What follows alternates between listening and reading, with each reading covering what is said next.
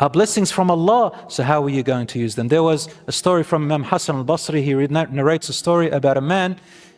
He came to him and said, give me a way to disobey Allah and do what I want.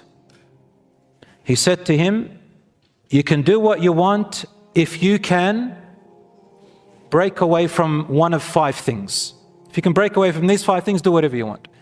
So what's the first thing? He said, get out of Allah's property.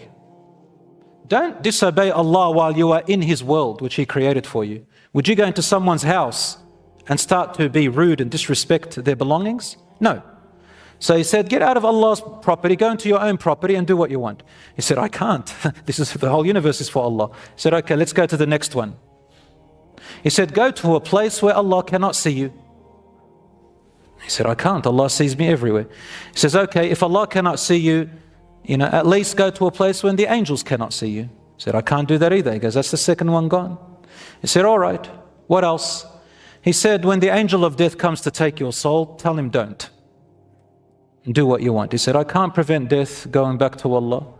He said, okay, what's the fourth? He says, when you are standing before Allah subhanahu wa ta'ala, refuse to be judged. He said, I can't refuse to be judged. Allah subhanahu wa ta'ala is going to judge me. Subhanallah. Number 5, he said, give me something of this world. He said, don't eat or consume or use any of Allah's blessings. Don't eat His food, don't drink His water, don't wear the clothes He gave you which come from the cotton and the land and the animals which He created. Go get your own. Go get it from your own source. He says, I can't. I have to eat and drink and survive from Allah's blessing. He said, since you can't do all 5, I can't give you a concession.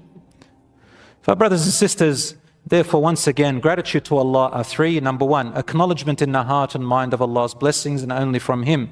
Number 2, saying it with my words in praises and thanks and words of remembrance. And number 3, using the blessings Allah gave me in the right way.